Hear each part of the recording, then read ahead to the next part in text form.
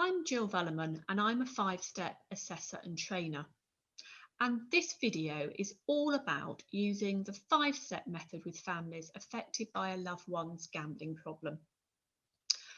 We discuss some of the key facts around this, and then we have a roundtable panel discussion. And to ask some of our experts who've been working in the gambling field for a long time using the 5-step method about what they've learned about what makes a good intervention when working with groups of families. So the first question is, can you use the 5-step method for gambling? So originally, the 5-step method was developed around alcohol and drug problems. But in many ways, the experiences of families where a loved one has a gambling problem are similar or the same as the experience of families with alcohol and drug problems. So what we found is the stress-strain coping support model that underpins the 5-step method and the intervention itself can be equally applied to gambling. Now, as with alcohol and drugs, some family members find it hard to accept support for themselves. So there's a need to clearly explain the purpose of the 5-step, and it is for themselves to help with their issues, their problems, reduce their stress and strain, and help with information, coping and support. So it's important that if you are a practitioner using the 5-step method, that if you're not actually working in a specific gambling treatment service, you really do familiarise yourself with some of the research evidence and have a reasonable understanding of what might be similar and different for these families. To help out, there are gambling-specific versions of the practitioners and the self-help handbooks and of the skills template. And we've also adapted the family member questionnaire, known as the FMQ, so it can be used with all families, so alcohol, drugs, and gambling problems. So we're going to do a roundtable discussion now and find out about what does the data from the family member questionnaire show. And also to find out, is there anything different or areas to focus on when practitioners using the 5-step method are seeing families affected by a loved one's gambling? And also what the common problems are and how can they be overcome? I'm Jill Vellerman and I'm a 5-step assessor and trainer. And welcome to our 5-step method on gambling. The 5-step method was originally developed around alcohol and drugs. And over the years, we began to realise that there were sort of some similarities between the problems that people had with gambling and the problems people have with alcohol and drugs. So this session is going to explore some of the similarities and differences in working with family member where a loved one has a gambling problem rather than alcohol or drugs. So first of all, I would like to introduce our panel. We have Jim Orford. Jim is an emeritus professor of clinical and community psychology at the University of Birmingham, and he's also a visiting professor of gambling studies at King's College London. And additionally, importantly, Jim is also one of the 5-step founder members. Welcome to Daniel Hall. Dan is the lead for the 5-step method at the NHS Northern Gambling Service. And Dan is a 5-step method trainee practitioner. And a very warm welcome to Jessica Lam, who we first met in Hong Kong, where she worked with people with gambling problems. And we've co-run 5-step training with Jessica in Hong Kong and Australia. And Jessica is now a clinical psychologist registrar working in Sydney, Australia. And we have Rachel Barcroft, who's a clinical psychologist. Rachel is with the NHS Northern Gambling Service, and Rachel is also a trainee practitioner and assessor. And finally, a welcome to Helen Garrett. Helen is the Director of Clinical Services with GamCare, and GamCare is the leading UK provider of free information, advice and support for anyone affected by gambling harms. So welcome to everybody. And before we start with some of the main questions, I'd like to hear from Jim first of all and ask about the results from the family member questionnaires, which we've been collecting over decades. And Jim, I'd like to know, are there any similarities or differences between the results on family members' stress, strain, coping, support, where they're concerned about a family member? Jill, there were two really interesting things that we found when we looked at those results. I mean, one was that in almost all the questions that were asked, there were really no differences. Uh, what family members affected by gambling said and what family members affected by substances said were pretty much the same across the board. So I think that's the first and perhaps the most important thing to say. But there was one difference which is interesting, and that was the scale that has to do with the way in which family members cope and how tolerant versus tough, if you like, they are. And the family members where they were coping with drug problems in the family turned out to be rather less tolerant and a little bit tougher. And we traced that to one single question. There was just one question that was different, and that was about money. And it was about whether the f- the family members had decided that they were not going to give the relative money if they thought it would be spent on gambling. And they were tougher in that respect than the family members where there were substance problems and they were asked the equivalent question, would you, for example, would you give your relative money if you thought perhaps it would be spent on drugs? So just the one question, otherwise pretty much across the board, pretty similar. Right, so that's really interesting results. And when you started looking at the results, I mean, did that surprise you in any way? No, I have to say it doesn't surprise us really, because I think money is just such a big issue when it comes to gambling. Money is a big issue for all addictions, of course, because carrying on a big addictive habit generally costs money. So there are money implications for all of them. But with gambling, money is absolutely of the essence. I mean, money is what it's all about, really, about gambling. So it doesn't actually surprise me. Okay. Oh, so thank you, Jim. So I think we're going to hear more now about some of these financial impacts on gambling. So what I'd like to do now with our panel is to ask people, is there anything different or areas to focus on when practitioners using the five-step method are seeing families? So Jim, back to you again. Well, I think the money one is absolutely central. And so I think when family members are coping with it, and when as practitioners you're faced with helping affected family members, one's got to be aware that the financial impact looms really large. There's always a financial impact with addiction, but it is almost the first thing that strikes you when you come to gambling. Um, Gambling's been called a financial transaction. In a way, when it's alcohol, what you do is, one person gives a certain amount of money, and the other person gets some alcoholic drink back. But gambling, of course, is not like that. It's like, put some money down and I may give you a whole lot of money back. So there's the prospect of winning, but the prospect of losing, and there's almost no limit to the amount of money that people can lose. So it's extraordinary when you talk to some family members who are affected, and I'm sure other people will say the same. The huge amounts of debt that people can get into, the enormous amounts of money that people can lose once addiction to gambling gets hold, and also coupled with the secrecy that is always a feature of addiction. There's always some element of deceptiveness and secrecy about addiction. But with gambling, it can be even greater because there's no obvious intoxication. There's no obvious parallel with overdosing when it comes to gambling.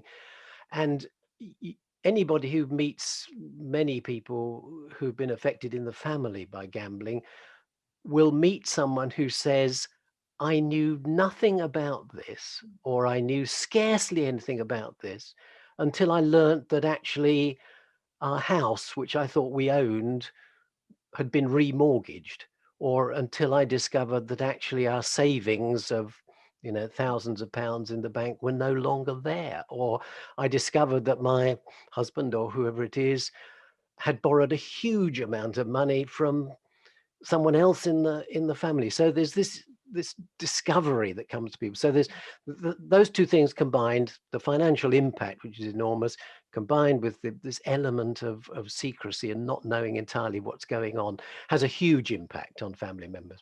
Okay, thank you, Jim. Yeah, I think those are some of the crucial differences. You say there's enormous impact on the finances, and then also this secrecy that happens as well, and the kind of the hidden harm. So thank you for that. I'd now like to move on to Dan. Yeah, thanks, Jill. So I agree with everything that Jim said. So some of the key areas that I found are, especially in session 4, in step 4, where you're looking at social support around for the family member. And what I found here is that sometimes people haven't told people out of the bubble, out of that family bubble about the gambling. So it's hard for them to sort of get social support. So I found that's a key area to work on.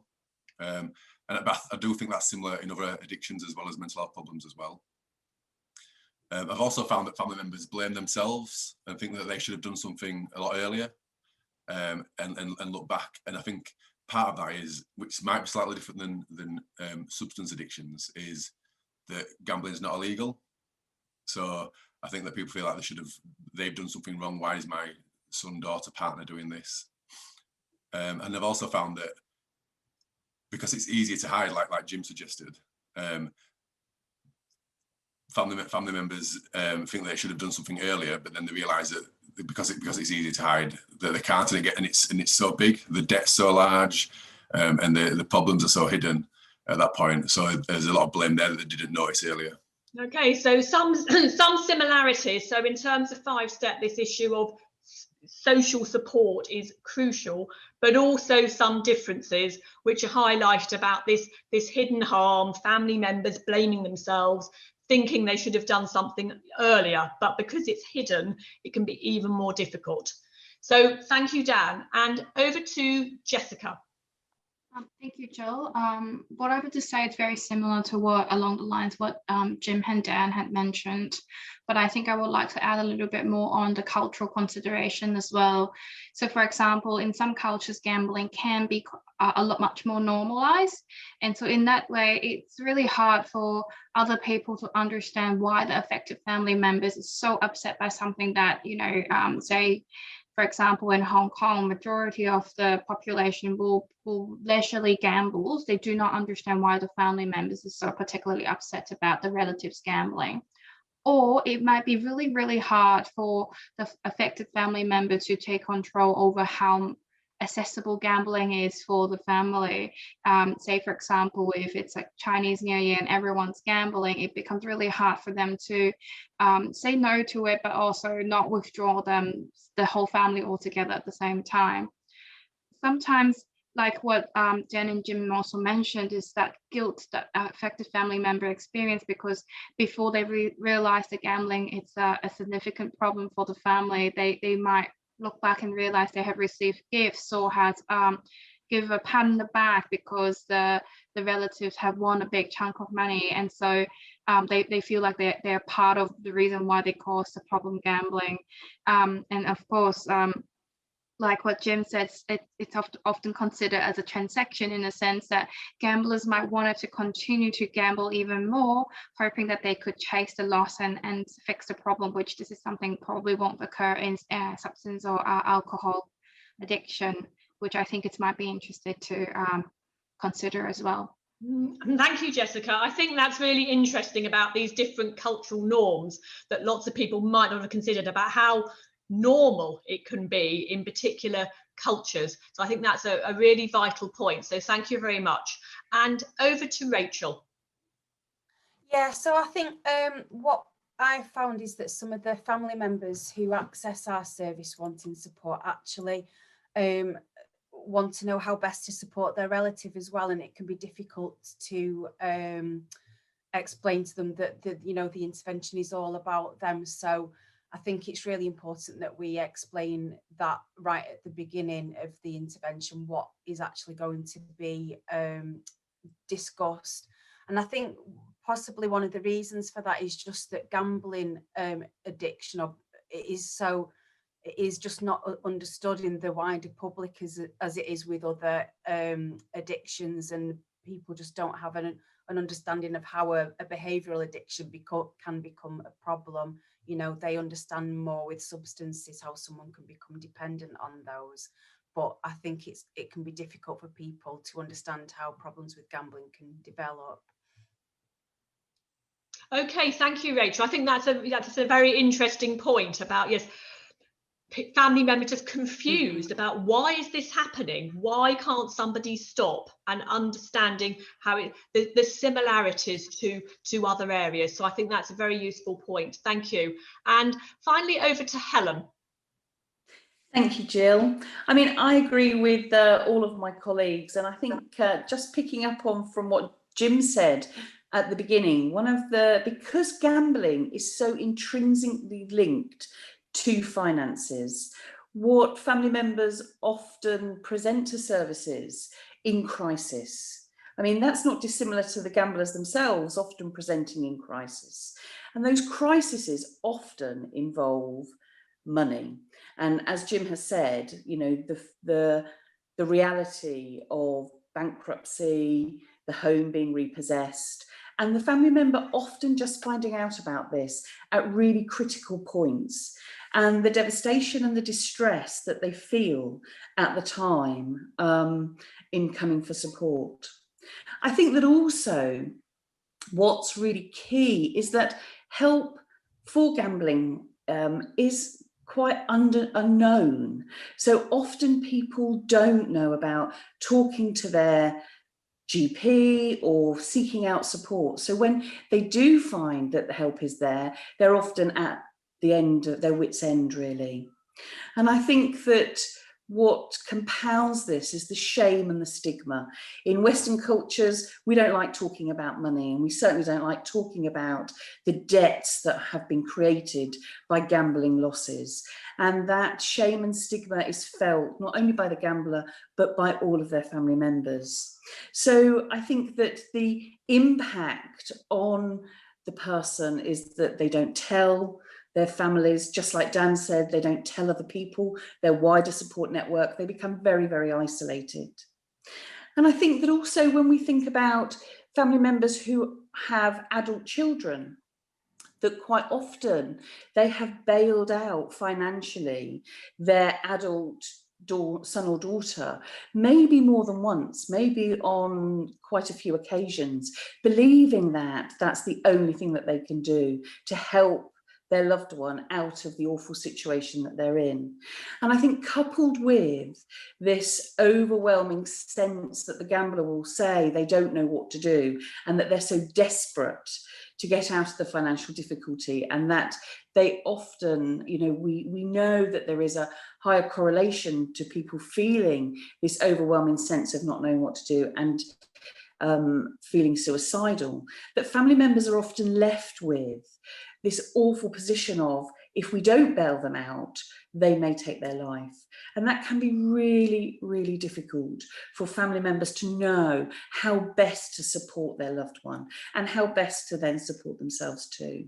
And I think I'd also just like to add that I think that as my colleagues have said, the hiddenness of gambling, not only they're not talking about it, but the reality is you can't sit on the sofa and hide the fact that you're drinking or using. Your behaviour changes. At this time, you can sit on the sofa and you can be gambling while sitting with your loved ones, and your loved ones not know about it and not know about the depths that your gambling is taking. So that whole hiddenness can be kind of hidden in plain sight, really, which is very hard for family members. Thank you, Helen. I think they're really good points. I mean, this devastating impact of the finances that you've all highlighted. The issue that it's hidden, I think that's a really nice example, Helen, of somebody sitting on the sofa and they can then be carrying on gambling on their phone, and that the family members can, yes, not seek help in the same way that other people do. And Jessica's point about the cultural issues are really important. So thank you for all of those. So what I'd like to now turn on to is the common problems that happen with the practitioner's delivery of the 5-step method around gambling problems and how that can be overcome. Back to Jim. Yes, the importance of support has already been mentioned. So I'll mention a couple of the other sessions, if I may. I mean, one is the session on coping. You know, how on earth, you know, do people cope with this in the family, and how can practitioners support family members trying to cope? I mean, Helen's already mentioned this issue of whether you should bail out, you know, financially or in some other way, the person you're worried about, your loved one who's got a gambling problem. And I think when it comes to the financial side, this is really difficult, and it can look fairly hopeless, or sometimes it can look quite promising. So the person who's doing the gambling may at some stage say, look, I know I've got problems with money here. Can you help me? Can you look after my money? Or if we've got a joint bank account, you know, can we put the bank account in your name? Can you look after the bank account? And that looks very promising, but of course it can get family members into really deep water. So if you know, if someone says to you, look after your money, that is quite a heavy responsibility, and yeah, because addiction is what it is, because it's a conflict, and you know, people may be aware that this is not in their best interest to be keeping on doing this, but on the other hand, they have this very strong desire to do it. Your relative may well come back to you at a later stage and say, well, you know, I need a little bit more money this week, you know, for something, and this of course raises your anxiety level as a family member. So I think that whole issue of how you cope with the financial side, it isn't the only side. I mean, I and others have mentioned the financial side a lot, but of course it isn't the only side. There's the whole relationship impact.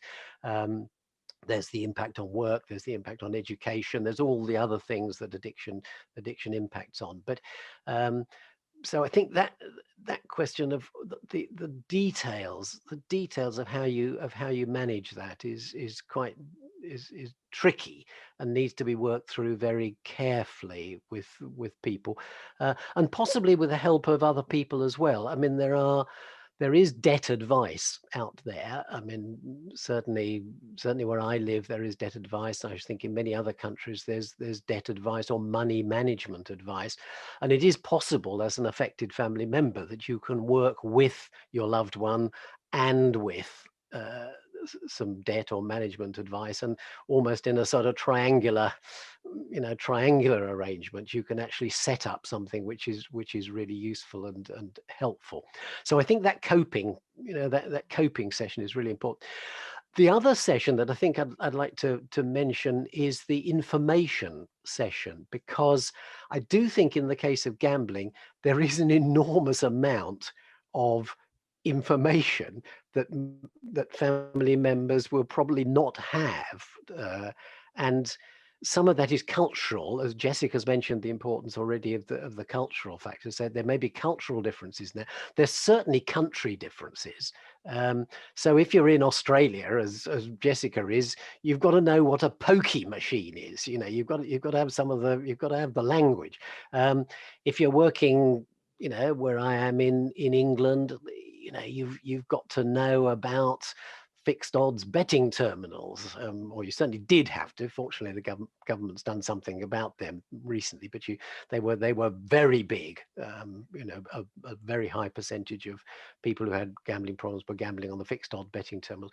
But you've got to know about the local, local information about what gambling is. And it's a bit like drugs, I suppose, but it's certainly much more complicated than alcohol. And there are so many different types of gambling now. So, if it turns out the person is gambling on fantasy sports, what the hell is fantasy sports? I mean, most people who are not gamblers have no idea what that is. So there's all sorts of ins and outs of it. There's an awful lot of information to learn. And to put it the other way, there's a huge possibility that family members may be cut off from information. So they say, he doesn't tell me, or she doesn't tell me what she's gambling on. I have no idea. I've heard about these particular types of machine, or I've heard about gambling on football in some other part of the world. What's going on, and the terminology, there's a lot of terminology as well about it. So I think the information session is really important as well. Thank you, Jim. I think that's important, isn't it? So for practitioners using the 5-step, there are lots of similarities, but there are, yes, some differences. And you say with gambling, this fast changing world that can be a complete mystery to a family member. So it's really important that practitioners are up to speed with the terminology, what's happening, you say, different terminology in different parts of the world. And also step 3 being vitally important about how family members cope, important across all areas with drugs and alcohol as well, but particular nuances around the gambling. So I'd now like to move on to Dan. Thanks again, Jill. So I think one of the sort of main common problems that I've seen, probably myself as well as the rest of my team, is focusing on the family member, not the gambler, especially in step 1, where it's the time where the family member gets to sort of tell their story. And I find that it sort of sways towards talking about the person who's gambling and not the family member, which also then leads to therapist drift. And I think the session doesn't stay to the sort of the true content of step 1 or the rest of 5-step as well. Solutions to this, what I found really useful is sort of regular supervision around 5-step, recording sessions, and then just having a clear agenda. So preparing for your session properly and having a clear agenda, what you stick to, and then using some of your skills to bring it back if it does start to drift. I think that's really important, isn't it? We're always talking in 5-step about the practitioner being in charge of the process. And we've mentioned in a number of our clips this very important thing about having a clear agenda. Obviously, the family member will want to talk about the person with the problem, and that's right. But it's about the practitioner reorientating the session so that you do understand about the family members' problems, their stresses and strains. So this thing about a clear agenda is really important. So thank you, Dan. So moving on to Jessica. Thank you, Jill.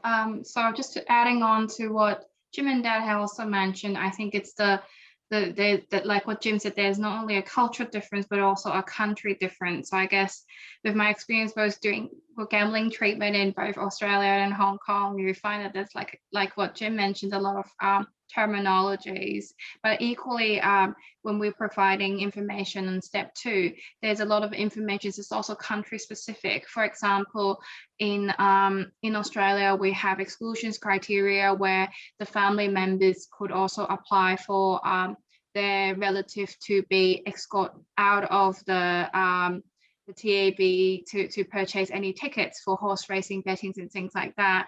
And these things tend to be quite culturally specific. Equally, information about the different channels of gambling can be culturally specific too. Like fantasy sports is massive in Australia, like pokies as well.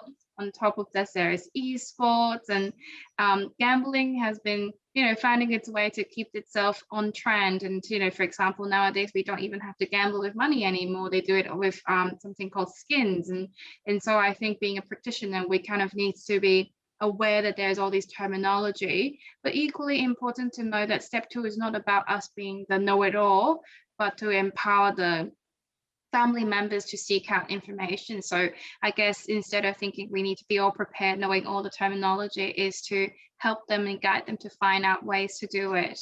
And as we previously mentioned about, you know, how gambling can be accessible, like what Helen said, through a phone when they're literally next to the affected family member, it also poses a lot of risk and safety concerns for the family members as well, that I think practitioner needs to make sure they assess that during the delivery of 5 steps. So for example, things like loan shark, or whether or not their home is being repossessed, and information around these health and safety concerns should be also considered in the delivery. Okay, thank you, Jessica. And moving on to Rachel. Yeah, so I think one of the things that's come up is that we often get family members that have complex mental health situations or like social situations happening, as well as having to deal with the relatives gambling. So, you know, for example, complex social situations, issues with housing, lots of debt, or they might have mental health difficulties themselves, and you know, issues with medication or waiting for support for physical health or mental health treatment, and that can sometimes impact on how they what they talk about in the sessions. And also that can mean as well that there can be issues with risk of self-harm and suicide. So you can spend quite a lot of time talking about risk in sessions as well. And as Dan was mentioning before as well, that means there can be quite a lot of drift from the content if you're not careful, because you obviously have to balance making sure that you're with risk appropriately, but you're also able to deliver the 5-step intervention as well. And I guess solutions for that are just consistently checking in with the family member about risk and their social situation and dealing with that, but also just making sure that your sessions are set up with the appropriate agenda, and using the handbook, for example, making sure that you're linking back to that frequently and doing exercises just to keep everything on track. And then also, obviously, with the sessions on increasing social support and signposting on to getting further support, it's really useful to use those sessions sufficiently so that they increase their level of social support as well. Okay, thank you very much, Rachel. So I think, yes, important points there around just the social support, and particularly using the handbook can be incredibly helpful. And back to this, making sure the session remains on track, but obviously the family member is in charge of the content, of letting them express their feelings and concerns and the situations, and discussing that with them. So thank you very much, Rachel. And finally, on to Helen. Thanks, Jill. I think for me, one of the kind of considerations that we've talked about around the financial impacts, and I think that can sometimes mask that a family member may be living in a situation and in a relationship where there is domestic abuse, and that I guess one of my concerns that I see is that we may not always ask the relevant questions around that, or we may not, as practitioners, be really open to hearing around the domestic abuse and the concerns that the person is keeping to themselves. They may have the courage to come and talk to us about the gambling, but not to be talking about how they are actually affected by an abusive relationship. And I think that coupled with that, as they start to think about taking control of their finances, of course that can increase the risks for them. As we know within domestic abusive relationships, that as the person takes control, risk goes up. So it's really about our practitioners being alert to that, really, and to be curious, to remain professionally curious as to how that person is living their life. Thank you, Helen. I really like that expression, professionally curious. It's absolutely vital, and highlighting this important area of risk and the practitioner asking the right questions to expand the conversation to make sure that everything's covered. So thank you very much, Helen, for that. So I'm hoping that that's given everybody a flavour about some of the similarities and differences about using 5-step for gambling. So I'd like to thank my panel very much indeed. So to summarise what our panel have said. So Jim Orford talked about the data from the family member questionnaire, and in a nutshell, the results are very similar to alcohol and drugs, similar amounts of stress and strain and total family burden.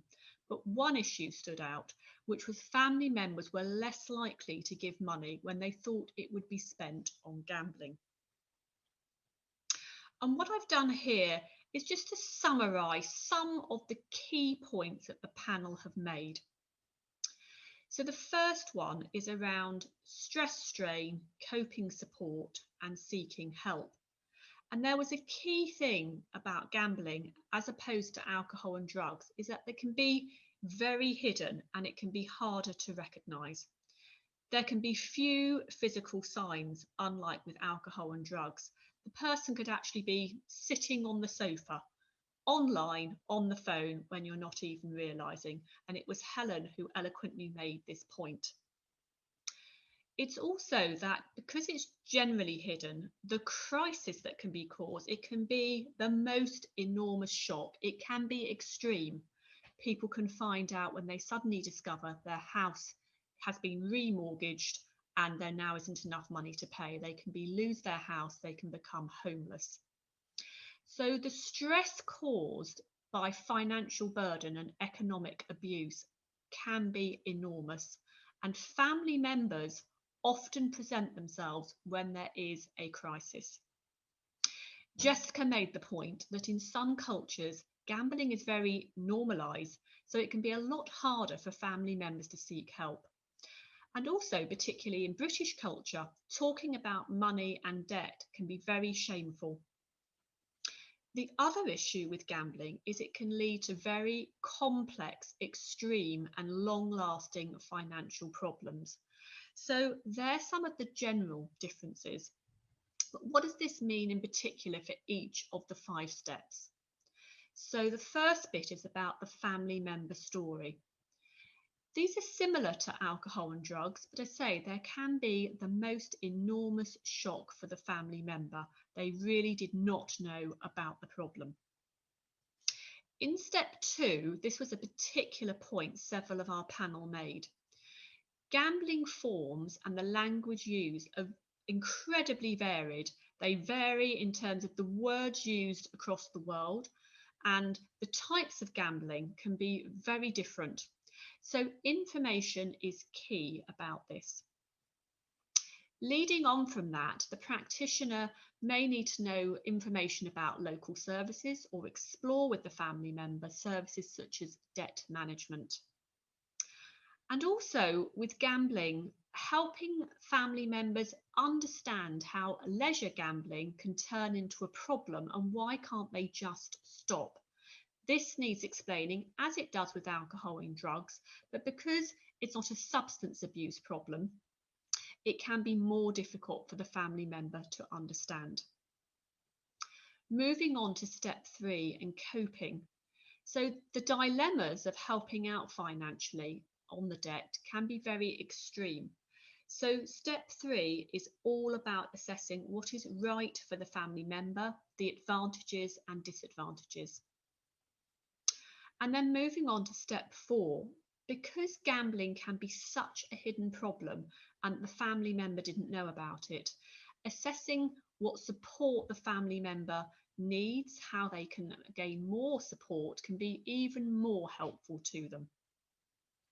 And finally, as with alcohol and drugs, assessing risk is crucial, but the risk can actually increase for the family member if they start to take control of the finances. And a final very important thing to remember is there's a very high suicide risk for the gambler. So all these areas need to be discussed in detail.